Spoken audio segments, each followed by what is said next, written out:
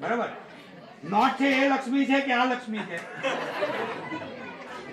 Notes આવે ત્યારે પૂજા not ની કરે ને માન્ય આને તો મળે કેવી રીતના?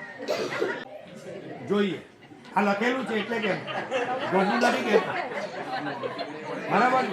અને વડ સાવિત્રીના દિવસે હમણાં બહેનોનું પણ આવે છે. વડ સાવિત્રીના દિવસે બહેનો વડની પૂજા કરવા.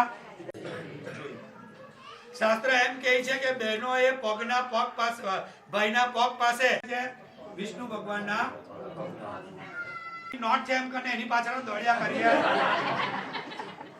છે. જો ખરેખર એ પૈસા લખેલું છે, ગોળ કરવાનું લખેલું છે, પણ એ કઈ જગ્યાએ એના પર તો બેહીએ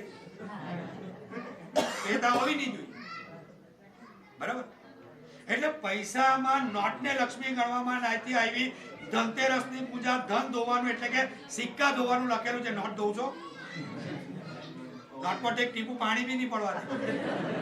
એમાં કંકુના ચાલો ને ઉપરની એક જ નોટ પર કરે, બાકીની નીચે વ્યવસ્થિત. બરાબર.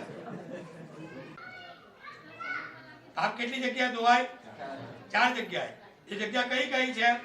તો પહેલું કે તીર્થ એટલે કે નદી, બીજું દેવ એટલે કે ભગવાનનું મંદિર, ત્રીજું છે ગાય અને ચોથું છે આપણી પત્ની. બરાબર. પાપ થઈ ગયો હોય, મનમાં એવું લાગતું હોય કે મારાથી પાપ થઈ ગયા છે, આખી જિંદગી બરિયાદ કરે. બૈરી બૈરી કે એટલે બરિયાદ કરે. આપણા ઘરની સ્ત્રીને માન સન્માનથી રાખવી જોઈએ.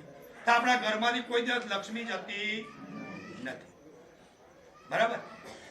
તો એ પત્નીને ગમે તેમ બોલાતું નથી. પછી જે આપણો પુત્ર અને પુત્રી અજાણ્યા પણ આપણાથી થઈ ગયા હોય છે. બરાબર. તે બધા જ પાપોનું પ્રાયશ્ચિત કરવાનું હોય છે. 4 જગ્યાએ પ્રાયશ્ચિત થાય. બરાબર. પહેલું પ્રાયશ્ચિત એ નદી કિનારે જઈને થાય છે. એક શ્રીફળ લેવાનું, બધા શ્રીફળની અંદર બધા પાપો બોલી દેવાના, નદીમાં વિસર્જન કરી દેવાનું, દક્ષિણા અર્પણ કરીને નાહી લેવાનું. એટલે પાપોમાંથી મુક્તિ મળી જાય. પણ કયા પાપોમાંથી? જે અજાણ્યામાં થયા હોય તે, જાણી જોઈને કરેલા હોય તે નહીં. બરાબર. કે બધાને એમ કે પાપ કોણ? ગંગાજીમાં ડૂબકી મારી આવવાની એટલે પાપ ધોવાઈ જાય. પણ ગંગાજી બી એ જ પાપ ધોઈ કે જે અજાણ્યામાં થયા. જાણી જોઈને થયા એટલે ગંગાજી બી પાપ ધોતી નથી. બરાબર. તે પાપનું પ્રાયશ્ચિત આપણે કીધું ને, નદી કિનારે ગાય પાસે. આપણું શરીર 5 તત્વોથી ચાલે છે અને 5 તત્વો, પહેલું તત્વ છે જળ. આપણા શરીરમાં કેટલા ટકા જળ છે? તો કે ભાઈ 70 અને 75% જળ ભરેલું છે. એટલે આપણું શરીર શેનાથી ભરેલું છે?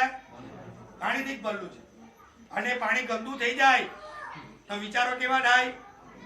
ગંદા. અને પાણીને પવિત્ર કરવું હોય તો આપણે શું કરીએ? શું કરીએ? ફિલ્ટર કરવું પડે. બરાબર. અને ફિલ્ટર એનાથી થાય તો કે એના માટે પવિત્ર વસ્તુ પીવી પડે. અને આ દુનિયામાં ગાયના મૂત્રથી પવિત્ર વસ્તુ બીજી કોઈ છે નહીં. એટલે બધાએ ગૌમૂત્ર પીવાનું છે, કોઈ ના પાડવાની. બરાબર. તો ગૌમૂત્ર કરીને આપણું મન પવિત્ર કરવાનું છે. બરાબર છે. કુંભી ફલમ, તમારા હાથમાં શું આપેલું છે? સોપારી. સોપારીને સંસ્કૃતમાં શું કહેવાય? પુંગી ફળ. શું કહેવાય? પુંગી ફળ. પુંગી ફલમ મહાદિવ્યમ પવિત્રમ પાપનાશનમ પુત્ર પૌત્રાદ ફલદમ તથા શાંતિ પ્રયચ્છમે. બરાબર. આ પુંગી ફળ એ કેવું ફળ છે? તો કે પુંગી ફલમ મહાદિવ્યમ, આ દિવ્ય ફળ છે. પવિત્રમ પાપનાશનમ, આપણને પવિત્ર પણ કરે છે અને પાપથી મુક્તિ પણ અપાવે છે. પુત્ર પૌત્રાદ ફલદમ, જે કોઈને સંતાન પ્રાપ્તિ ન થતી હોય એ આ પુંગી ફળ કદાચ ધારણ પણ કરી લે ત્યારે સંતાનની પ્રાપ્તિ થાય છે. એટલે પુત્ર પૌત્રાદ ફલદમ તથા શાંતિ પ્રયચ્છમે, કે આ બધી રીતે આપણને શાંતિ અર્પણ કરે છે. બરાબર. એટલે તમને પુંગી ફળ આપી છે કે આ પુંગી ફળ હાથમાં રાખીને આપણે પ્રાયશ્ચિત કરવાનું છે. અને બધી જ કુંકી ફળ એક જગ્યાએ ભેગી કરીને એને નદીમાં વિસર્જન કરવાની છે, ત્યારે આપણા પાપમાંથી આપણને મુક્તિ પ્રાપ્ત થાય. બરાબર. અને તે પછી દેહ શુદ્ધિ, આપણા શરીરને દેહ શુદ્ધિ એટલે કે દેહને પવિત્ર કરવું પડે, શુદ્ધ કરવું પડે. એટલે આપણે ગૌમૂત્ર પીવાનું છે. એ ગૌમૂત્ર પડીને પછી તમને ગાયનું છાણ આપશે, એને શરીર પર લેપન કરવાનું છે. આજે તમારો સાબુ કયો સાબુ? અને એ સાબુથી નાવ, એનાથી નાય કોઈ દિવસ શરીરમાં રોગ થતા નથી, ચામડીના રોગ થતા નથી. બરાબર. એટલી પવિત્ર વસ્તુ છે. બરાબર, કે જેનાથી આપણા શરીરને આપણી દેહ શુદ્ધિ પણ થાય છે, આપણી મન શુદ્ધિ પણ થાય છે અને આપણા શરીરને પવિત્ર રાખે. બરાબર. તો એટલા માટે આજે આપણે આ કરવાનું રહેશે. મહારાજ પી જાઓ. થોડું કોઈ બગાડવું થાય. માતાજીનું નામ લઈને પીવું. પી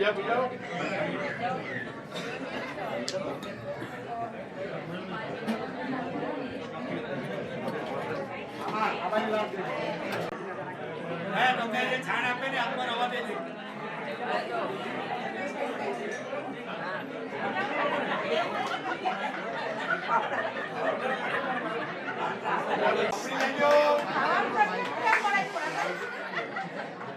આજે તમને આપ્યું ને એને બે હાથે ઘસીને કપાળ પર, ગળા પર એમ લગાવી દો. કપાળ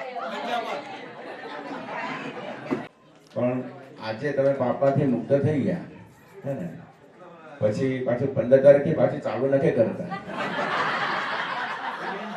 પાપ રૂપી પેટ્રોલ આપણે ભરી દઈએ એની અંદર. હવે પછી કાળજી કરવાની કે હવે પછી પાપ આપણાથી પાછો એની અંદર ઉમેરો થાય નહીં, વધારે. સ્વામી વિવેકાનંદ છે ને, એક વ્યક્તિ પૂછવા આવેલા કે સ્વામીજી મેં એવું સાંભળ્યું કે ગંગા નદીમાં સ્નાન કરવાથી પાપ ધોવાય, વાત સાચી કે ખોટી? સ્વામી વિવેકાનંદે પેલા વ્યક્તિને કહ્યું કે એકદમ સાચી વાત છે, પણ જ્યાં સુધી નદીમાં હશે ને ત્યાં સુધી, જ્યાં સુધી નદીમાં હશે ને ત્યાં સુધી, પછી નદીની બહાર નીકળશે ને પછી પાપ ધોવાતા નથી. એનો અર્થ કે તમારે બધા કાયમ આવે પછી કાયમ નદીમાં જ રહેવાનું. તો આપણે પાપમાંથી દૂર રહીશું. હિંસામાં માનતા નથી, પણ હિંસા લઈ આવે છે ખરા બધા ઘરમાં. અને તેમાં રવિવાર મંગળવારે ખાસ, દિવાસાના દિવસે ખાસ હે ને. પછી આપણા આચાર્ય ગમે તેટલું સમજાવે ને તેને કઈ અસર રહે નહીં. એટલે આખી વિચાર કરજો અને હિંસાવાળું ઘરમાં લાવવાનું બંધ કરજો. તો આજના તમારા 3 દિવસના જે કાર્યક્રમ છે ને, જે મહારાજે જે તમને બધી વ્યાખ્યા આપી ને, જે વ્યાખ્યાના મજાનું કારણની શરૂઆત થઈ ગઈ છે. આપણે તન, મન અને ધનથી આયોજન કરીએ છીએ. પેલું છે હવે પછીને બધા 3 દિવસ સુધીને કંઈ કરવાનું નથી, પણ હવે પછી કાયમ માટે જ છોડી દેજો હે ને, એવું આશા રાખું છું ને.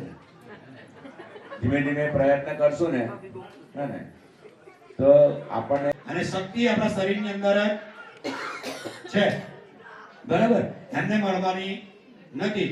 એમ કહેવાય કે શંકરાચાર્યએ નક્કી કર્યું કે મારે મોઢામાંથી કોઈ દેવી દેવતાનું નામ બોલવું જ નથી. બરાબર. એટલે ગમે તેટલી તમે કોશિશ કરો પણ બોલે નહીં. પણ એક વૃદ્ધ અવસ્થામાં આવી જાય અને ત્યારે માતાજી ભિક્ષુક બની અને એમના આંગણામાં જાય છે. બરાબર.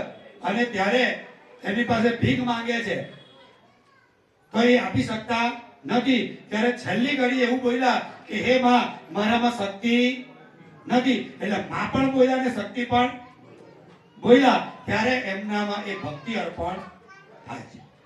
બરાબર છે. એટલે જ્યાં સુધી ભક્તિ નહીં કરશો ત્યાં સુધી શક્તિ આવવાની નથી. અને શક્તિ નહીં આવશે તો વિચારો સારા થવાના. આની પાછળ કાઢો ને એ ભાવથી ને શ્રદ્ધાથી કરો. બરાબર. તો આ રીતના આજે એમણે કીધું તેમ કે આજે 3 દિવસ ખાલી પાળવાનું છે એવું માનતા નહીં. જે સમજાયું છે, જે વિચારો અર્પણ કર્યા છે, એ જિંદગીમાં અગર ઉતારી દેવું તો પણ જીવનમાં પરિવર્તન આવે છે. બરાબર. તો કહેવાનો ભાવાર્થ છે કે જીવનની અંદર ભક્તિ સાથે શક્તિ આવે છે, અને શક્તિ આવશે તો 100% શ્રદ્ધા અને વિશ્વાસ આવશે. બરાબર? શ્રદ્ધા કેવી હોવી જોઈએ? શ્રદ્ધા કેવી હોવી જોઈએ? શ્રદ્ધા તો બધા કરે જ છે. શ્રદ્ધા કેવી હોવી? કે શ્રદ્ધામાં પૂજારી એના 6-7 વર્ષના બાળકને લઈને રોજના થાળ ધરાવવા જાય. પડદો બંધ કરે, પૂજારી અંદર થાળ ધરાવે, બાળક બહાર રમ્યા કરે. એ બ્રાહ્મણ એક દિવસ કર્મકાંડ આવ્યું એટલે બ્રાહ્મણ કર્મકાંડ કરવા ગયા અને એની મમ્મી એમ કીધું કે દીકરા મંદિરમાં થાળ ધરાયો. બરાબર? એ બાળક પડદો બંધ કર્યો, એના પિતાજી કરતા તેમ કર્યું, પડદો બંધ કર્યો, ભગવાન આગળ થાળ મૂકી દીધો અને ઘંટડી વગાડીને ભગવાનને જમાડ્યું.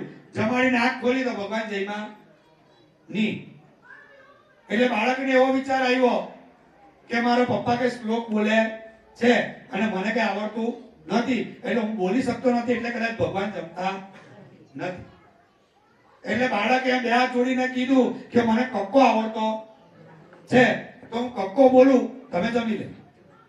આંખ બંધ કરીને કક્કો બોલે તો પણ ભગવાન જયમાં નહીં. બાળક પછી રડવા લાગ્યો કે તમે જમી લેવ, તમે જમશો નહીં તો મારી મમ્મી મને મારશે. એટલે હું હવે છેલ્લી વાર આંખ બંધ કરીને કક્કો બોલી અને તમને કેમ છું કે તમે જમી લેવ. તો બાળક રડતા રડતા આંખ બંધ કરીને કક્કો બોલ્યા તો તે દિવસે ભગવાન સાક્ષાત આવીને જમી ગયા. બરાબર? ભગવાન તો જમી ગયા છતાં બાળક હાથે હું થયું હશે? તો કે બાળક ખાલી થાળી લઈને ઘરે ગયો તો મમ્મી કીધું કે થાળ ધરાવીને તું ખાઈને આવ્યો કે? બરાબર? એટલે શ્રદ્ધા આવી છે કે આપણે જેટલી સારી ભાવના રાખશું, આપણા અંદર જેટલું ભગવાન આપણને અર્પણ કરે છે, જેવા વિચારો આવે છે અને એવા વિચારો પર ચાલીને ભગવાનની ભક્તિ કરશું તો એને શ્રદ્ધા કહેવાય. કે આપણને શ્લોક આવડે કે ના આવડે, ભગવાન તો ભાવના ભૂખ્યા છે. બરાબર? સારા ભાવથી જવું જોઈએ. ભગવાન આગળ આંખ બંધ કરીને ખાલી બેહી રહેવું. કોઈ શ્લોક આવડે કે નહીં આવડે, ઓમ તો આવડે જ બધાને. ઓમ બોલતા આવડે ને? તો કોઈ પણ મંદિરે બેહીને આંખ બંધ કરીને ઓમનો ઉચ્ચાર કરો ને તો પણ એક શ્લોક જ છે. કે અમારા મંત્રો, વેદના મંત્રો કે શ્લોકો અમે શરૂઆત એનાથી કરીએ છીએ ઓમથી. તો ઓમથી ઉપર કઈ છે નહીં. એટલે ઓમનું ઉચ્ચારણ કરો તો પણ એક ભક્તિ, તો પણ એક શ્લોક છે. બરાબર? અને ઘરમાં ભગવાન આચાર્ય દેવો ભવ, અતિથિ દેવો ભવ, આ ધર્મ છે. મા બાપની સેવા કરવી એ ધર્મ છે. બરાબર? અતિથિ આપણા ઘરે જે મહેમાન આવે એ હસતા મોડે આવે ને હસતા મોડે જાય અને ખાધા વગર જાય નહીં, એ ધર્મ છે.